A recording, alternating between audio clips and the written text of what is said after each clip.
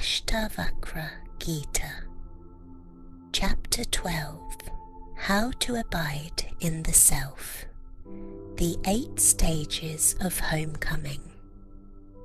11 chapters have passed. The student has become the master. The seeker has become the found. The self as pure intelligence has been recognized, not as an achievement, but as a homecoming. But the sage has one more teaching to offer, not a new teaching, but a confirmation. Today, Janaka will speak, not as student repeating lessons, but as realized master describing his own abidance. Ashtavakra approaches through the garden. He moves like a shadow, like a thought, like a memory of light. His crooked form seems perfectly straight in this twilight. You sit in silence, King. No mantra, no meditation, no effort. What is there to meditate upon, Guru Dev? The meditator has dissolved. Only meditation remains, and even that is just the self, playing. And yet, for those who still experience a meditator, for those still struggling on the path, there is a description to be given, a map of how one abides when abiding has become natural. You want me to speak? I want the self to describe itself. I want the ocean to speak of its waves. Then I will speak, not as Janaka, not as king, not as student, but as that which has no name. Let the words flow for those who still need words. The palace in the distance, busy, active, full of movement. But from the garden, it seems like a painting, a dream, a play of light and shadow.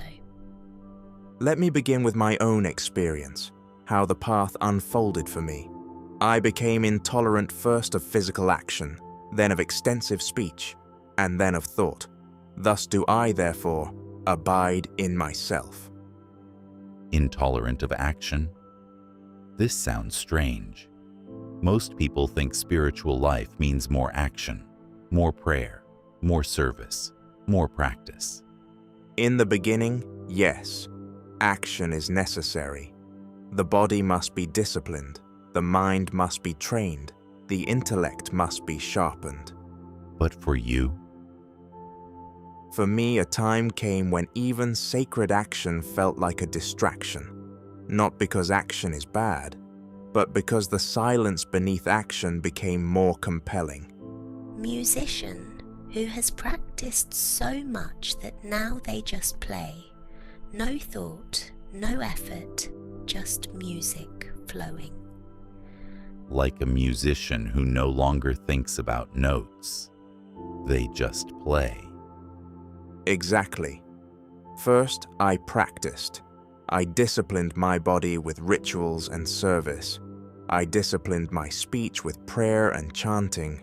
I disciplined my mind with meditation and study. And then? Then even these became intolerable, not because I rejected them, but because they started to feel like holding on to the boat after crossing the river. So you dropped them? They dropped themselves. When the silence became more real than the words, words stopped. When the stillness became more compelling than movement, movement ceased, not by effort, by attraction. The pond. Ripples form, spread, disappear. The water is never the same, yet always water. The next stage was even subtler. Having no satisfaction in sound, and the other sense objects, and the self being no object of perception, I have my mind freed from distractions and rendered single-pointed. Thus do I, therefore, abide in myself. No satisfaction in sound and the other sense objects. This could be misunderstood as aversion. It's not aversion. Aversion is just the other side of attraction. Both are forms of engagement. Then what is it? It's like honey to someone who has tasted nectar. The honey is still sweet, but it no longer calls. It no longer compels. It's seen for what it is, temporary, limited, unable to satisfy the deepest hunger. Person offered a penny after finding a treasure. They accept politely, but without grasping. And the self being no object of perception. This is crucial. The self cannot be seen, heard, tasted, touched, or thought. It is not an object. It is the subject, the seer, the hearer, the knower. So you stopped trying to perceive it? How can you perceive the perceiver? How can the eye see itself? How can the tongue taste itself? When I stopped looking for the self, I found it. When I stopped seeking, I was already home. A bird building a nest, gathering twigs, weaving, creating. Then the nest is complete, and the bird simply rests in it. Then I understood the rule of meditation. An effort has to be made for samadhi only when there is distraction of the mind due to one's own superimpositions. Seeing this to be the rule, thus do I, therefore, abide in myself. Only when there is distraction. This is important. Most people think meditation is something you do all the time, like breathing. But meditation is a remedy, not a diet. Explain. If you are healthy, you don't take medicine. If your mind is already peaceful, already established in the self, why would you meditate? Meditation is for those who are distracted, who are tossed by thoughts, who feel separate. And for one who abides? For one who abides, meditation is not a practice, it's a state. You don't do meditation, you're meditation. Like the sun doesn't try to shine, it just shines. A scale in perfect balance, neither side higher, neither side lower. The pointer rests exactly in the middle. Then the pairs of opposites dissolved, finding nothing as acceptable and nothing as rejectable, and having neither joy nor sorrow. O Brahman, thus do I, therefore, now abide in myself. Nothing as acceptable, nothing as rejectable. This sounds like indifference. Not indifference, freedom. Indifference still has a position. It's just the position of not caring. Freedom has no position at all. Explain the difference. Indifference says, I don't care about pleasure or pain. Freedom says, pleasure and pain arise and pass, but I am not touched. One is an attitude, the other is a fact. Lotus leaf in water. Water touches it, but doesn't wet it. And joy and sorrow. They come and go like weather, but I am the sky, not the weather. Joy arises, I am aware. Sorrow arises, I am aware, but I am not in them. They are in me. O Brahman, you address me as the Absolute. Why? Because in this state, I see no difference between you and me, between teacher and student, between sage and king. Only Brahman, only the self, only this. A traveller on a road. He passes many signposts. City ahead, rest stop, dangerous curve. He reads them, but doesn't stop at them. Then I saw through all the traditional aids. A particular stage of life, or negation of it, meditation, control of mental functions, recognizing these as causes of distractions in me, thus do I indeed abide in myself. You call these aids causes of distraction. For one who abides, yes, not because they are bad, because they imply a seeker, a path, a goal, and in abiding, there is no seeker, no path, no goal. So you reject the 4 stages of life? The student, the householder, the retiree, the renunciate. I don't reject them. I see through them. They are helpful maps for those still traveling. But when you've arrived, you don't carry the map. Map discarded at the destination. Useful once, unnecessary now. And meditation, control of mental functions. Also useful once. Now, the mind is already still. Why control what is already peaceful? Why meditate when meditation is your very nature? A river flowing, sometimes fast, sometimes slow, but always flowing. It doesn't choose to flow or not flow. It just does what rivers do. Then I understood the deepest paradox.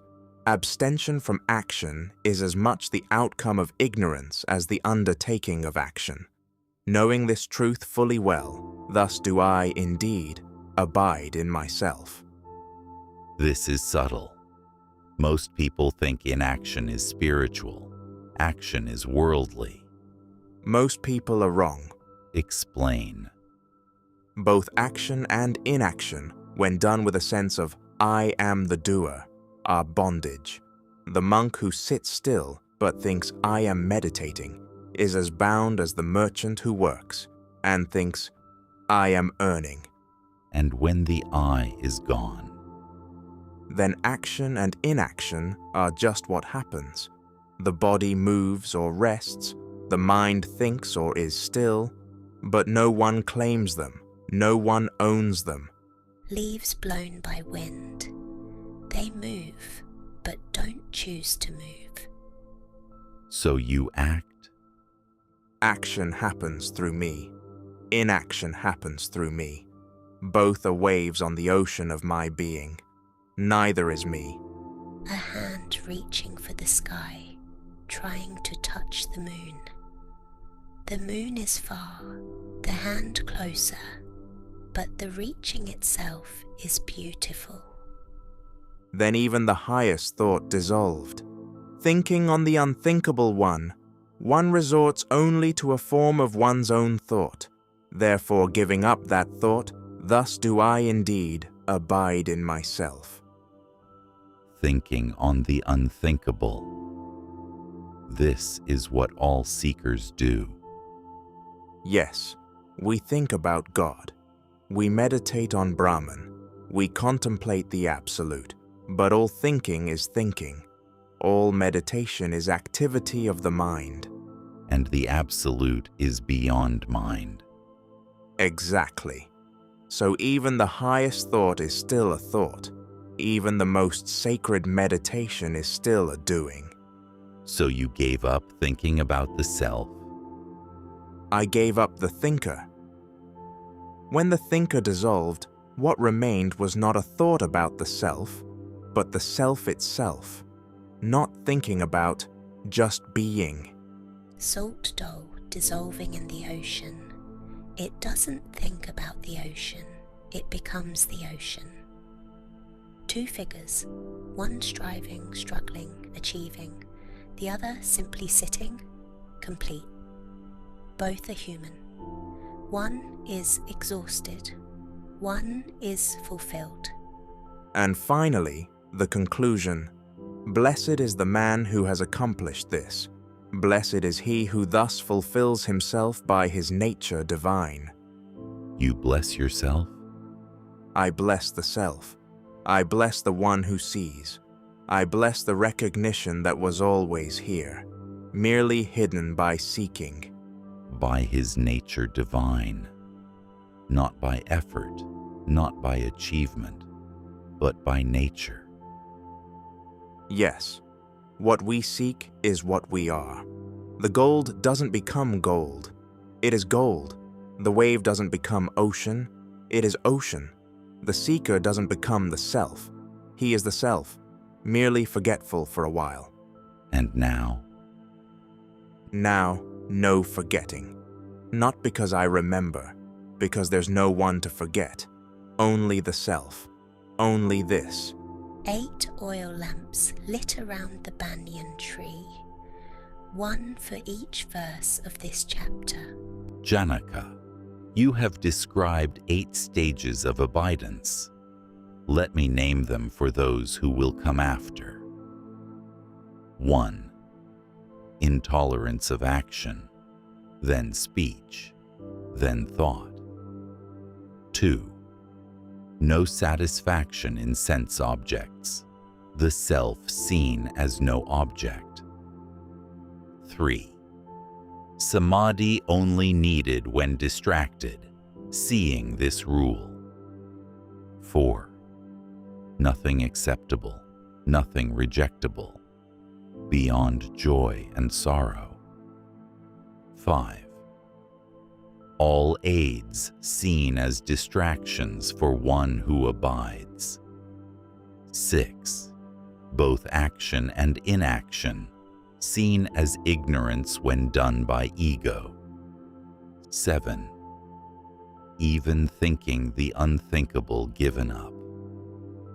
8. Blessedness recognized as one's own nature. 8 stages, 1 truth, the self abiding in itself. Night has fallen completely. The 8 lamps glow softly. The banyan tree stands silent, ancient, full of life and empty of self. And now, King, beyond all stages, beyond all description, what remains? What remains cannot be described. It can only be this, all of this, none of this, both, neither. And the one who abides? There is no one, only abiding, only being, only this. Then the teaching is complete. The teaching was never needed, but for those who think they need it, it's here. The garden at night, stars reflected in the pond. The 8 lamps burn steadily, their light merging with starlight, with moonlight, with the light of awareness itself. Thus ends the 12th chapter of the Ashtavakra Gita. How to abide in the self has been described not as a method to practice, but as a recognition to be lived. 8 stages, 1 truth. 8 waves, 1 ocean. Blessed is the man who has accomplished this. Blessed is he who thus fulfills himself by his nature divine, not by effort, by recognition, not by becoming, by being. And when abiding is natural, even these words dissolve. Only the self remains, only awareness, only this. One by one, the 8 lamps are extinguished. Not by effort, just naturally, as all things end. The garden returns to stars and silence. 2 figures sit in the darkness.